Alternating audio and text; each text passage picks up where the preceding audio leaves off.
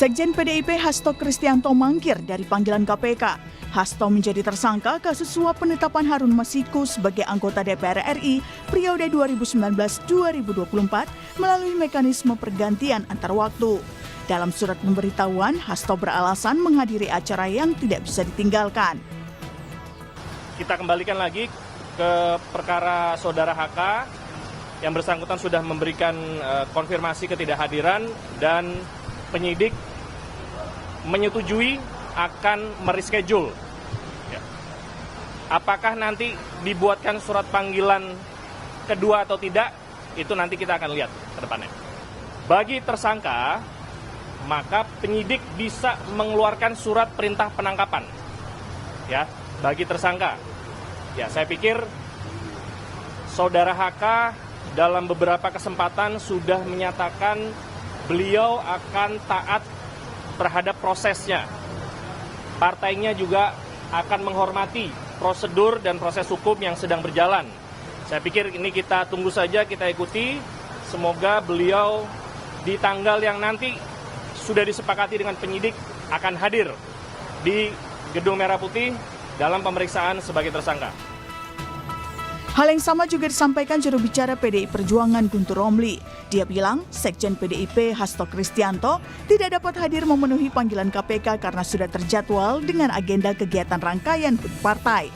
Oleh karenanya, PDIP meminta KPK dapat melakukan jadwal pemanggilan ulang kepada Hasto. PDI Perjuangan dan Saudara Sekjen DPP PDI Perjuangan Mas Hasto Kristianto akan selalu taat hukum, akan selalu mengikuti semua prosedur.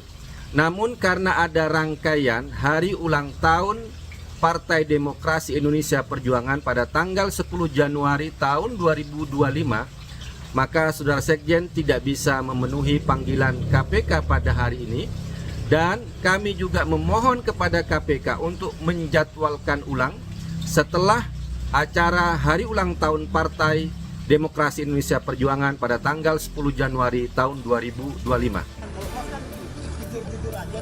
Di hari yang sama, tim penyidik KPK juga memanggil mantan Komisioner KPU Wahyu Setiawan. Dalam kasus Harun Masiku, Wahyu divonis 7 tahun penjara melalui putusan kasasi Mahkamah Agung di pertengahan tahun 2021. Wahyu terbukti menerima suap untuk menetapkan Harun sebagai anggota DPR RI dari Dapil 1 Sumatera Selatan. Harun yang berada di posisi 6 raihan suara justru ditetapkan sebagai anggota DPR RI. Dalam kasus Harun Masiku, KPK juga sudah memeriksa sejumlah tokoh, mulai dari mantan Menteri Hukum dan HAM Yasona Lauli dan mantan Direktur Jenderal Imigrasi Roni Franky Sompi. Keduanya diperiksa terkait perjalanan Harun Masiku yang menghilang sejak ditetapkan sebagai tersangka oleh KPK pada 9 Januari 2020. Tapi, kasus penetapan Hasto sebagai tersangka tak hanya menjadi sekedar sorotan publik. Ada dugaan Hasto menjadi tersangka sebagai buntut panasnya hubungan PDIP dan Presiden ke-7 Republik Indonesia, Joko Widodo. Apalagi di akhir tahun lalu, PDIP resmi memecat Jokowi sebagai kader. Tak hanya itu, Hasto juga sempat mengumbar punya video terkait skandal elit politik. Salah satunya soal Presiden 3 periode, di mana Jokowi disebut sebagai pihak yang meminta agar bisa memperpanjang masa jabatan Presiden, meski soal ini dibantah oleh Jokowi. Tidak pernah yang namanya saya minta perpanjangan atau 3 periode kepada siapapun.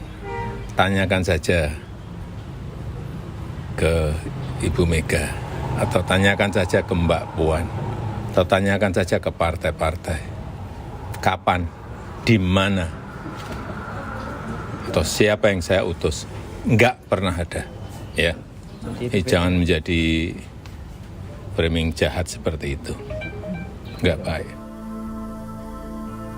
Lalu benarkah Hasto jadi tersangka karena motif politik atau memang karena persoalan hukum?